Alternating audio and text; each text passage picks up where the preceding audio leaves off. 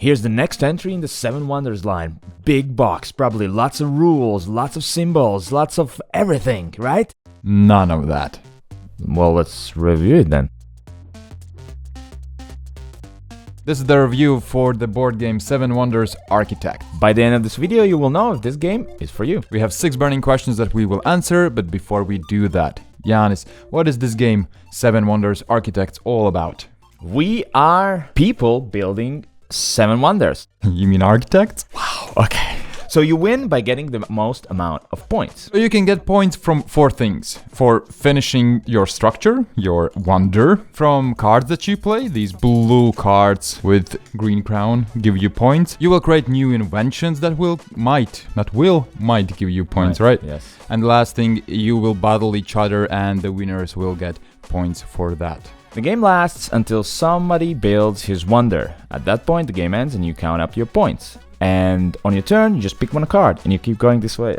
Why do I have to sneeze always? On their turns, players just pick one card and then the next player goes. And you keep going this way until the wonder is done and then you add up your points. It sounds really quick because it is. All you do is choose one card and play it. That's it. The tricky part is choosing which card to pick up. You have 3 options. One deck you are sharing with the player on your left and the other one with the player on your right. You will see these cards, so you will know what's on top and which card you're picking. But there is the tricky part in the middle. There is a deck with unknown cards. There are still the same cards, but you just don't know what's at the top. So you can either choose the ones that you know or pick one random if you don't like these ones. There are 5 types of cards. There are the blue ones, which are just victory points at the end of the game. Then there are the gray ones, which are resources that you need for building your wonder. You either need to collect same or different ones. Let's say that you need to build the base of your wonder. This says that you have to have 2 different resources to build it. When you get those 2 resources, thank you. You immediately turned around. Then there are the gold coins, which is a wild resource. It can be used as any resource you need. Then there are the green cards, which are used for the inventions. You need either 2 of the same or 3 different ones. And when you do, you have to spend them and then you take one of the available tokens, which give you special abilities or victory points at the end of the game. And the last type of the card is my favorite. It's the red card, which is war. If you take the red card, you just place it in front of you and nothing happens for a while. If you take a red card with these horns, musical instruments, horns.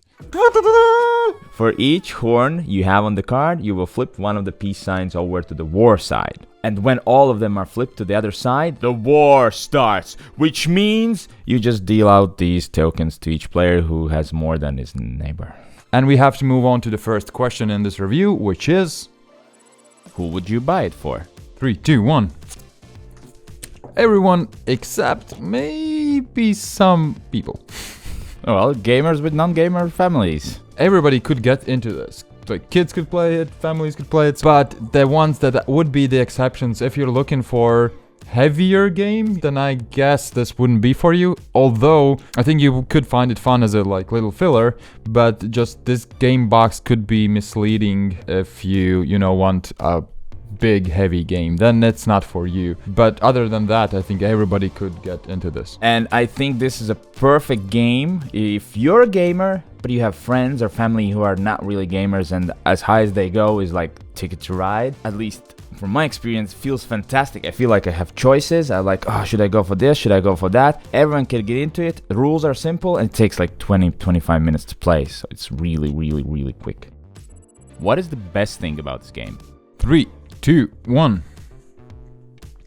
So I have simplicity. This one is obvious, right? We talked about it with the rules as well. There's not much into this game rules-wise. It's simple, but it packs a punch, which is the best thing you can have in board game. Inserts. So when you start the game, you just grab your insert. You take out all your wonder pieces.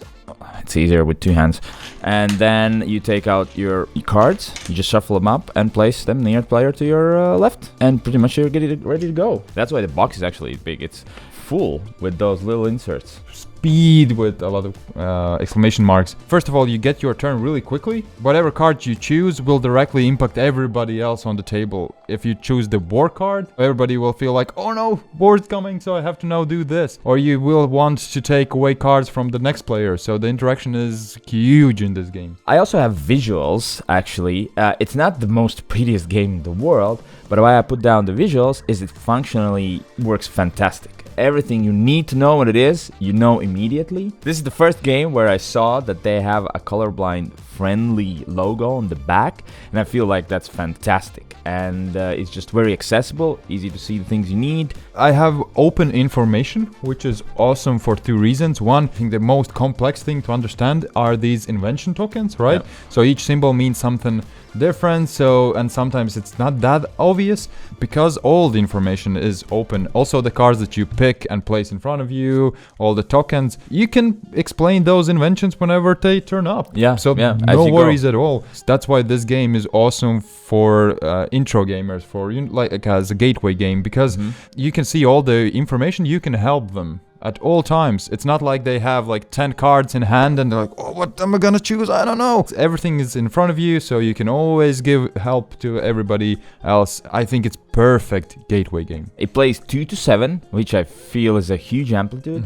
Unlike the original 7 Wonders, you don't play kind of at the same time. Still, the turns go pretty quickly, so I feel it works good with up to 7 players. Another thing we're building here is not just 7 Wonders, but also this YouTube channel. And to build that, we also need a special type of resource, is your likes and subscribes. Yeah, helps a lot.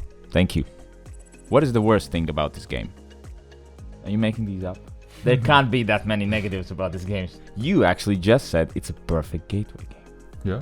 So unless you say perfect is a negative and gateway is a negative. But I didn't say it's a perfect board game. Oh, lawyering up he is. Is me running out of water right now to drink counts as a negative for this game? Yes. Because we had so much more to talk about it, so I get... Yeah, okay. Running out of water. 3, 2, 1. Boom. Okay. For my first negative is misleading, maybe. You gave me an idea for this when we started talking about it, that you feel like this is not for gamers. And it isn't. And previous 2 games are definitely for gamers in this 7 Wonders line. Oh man, I love 7 Wonders and 7 Wonders Duel. Gotta get 7 Wonders Architects. You might be very disappointed in what you get. This is not an alternative to 7 Wonders. This is definitely not an alternative. I'm also nitpicking in my bad things. And the first thing is the box size. You said before that it's for a reason. I totally agree. It's awesome that they have these inserts. But still, usually when you think about fillers, you think about quick games you could take to a bar, let's say. Okay, we're going to bar. Here you go. You take this, and you just grab the big one yourself, and you're ready to go. That would be funny when you go to a bar with like, whoa. See how angry I am once we started talking about negatives of this game? You can figure this game out. It goes together with like if you are the super heavy gamer, when you get to play more and more and more times, you get to a point where it not repeats itself, but you already know which is the better card. So you just quickly take it, okay, next. But it just might take out the excitement from the game if you play a lot of it. And last thing is just excitement. I found myself that I utterly enjoy this game. It's awesome, but it wasn't like, okay, let's do another. I played one game and I felt awesome, great, let's play something else. Again, I'm nitpicking. Because we had to write something in the segment. Empty whiteboard wouldn't look very good. No. How long is the honeymoon? I'm using a quote from an influencer on YouTube. And the quote is perfect gateway game. And it's by this guy, Yanis. Sounds like an awesome guy. Yeah, he is, yeah. And the quote just, describes it perfectly. For me, this game stays in the collection, and it's just a perfect game when somebody comes over, and they're not really gamers, or you have just 30 minutes to play, and there's more than 4 of you, or you can take it out, you can teach the rules as you play, and it takes 30 minutes to play. Quote says it all.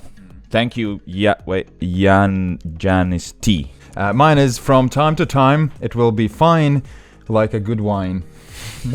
I wouldn't play it like all the time, but just like as you described, when somebody comes, it's perfect if you have it in your shelf, you get it out, to quickly play, and from time to time, it's really, really good, and it will go for a really long time. What's the best alternative? Right, 3, 2, 1. Exploding Kittens. Sushi Go. Yeah, mine is a quick filler as well, and I somehow saw the pulling out the random card from the middle of the deck, similar to Exploding Kittens. So it's fun, it's quick filler that you can, take wherever and play wherever. Exploding Kittens you would see in bars more often than Seven Wonders Architect. Yeah. But just the feeling wise and the audience, I would say it's kind of similar. Mine's Sushi Go. Sushi Go is a drafting game. It's also a very simple game. It has maybe a bit more rules than this, only because you have to kind of explain them before you start playing. Here you can explain the cards as they come up. But it also takes like 20-30 minutes to play. It plays like up to 8 players, I think. It's a simple drafting game where you just pick a card, place it down, pass the cards. Pick a card, place it down, pass the cards. Once everyone's done, you just score the cards you drew, then discard the cards and play another round. Super simple. Final rating. 2, 1.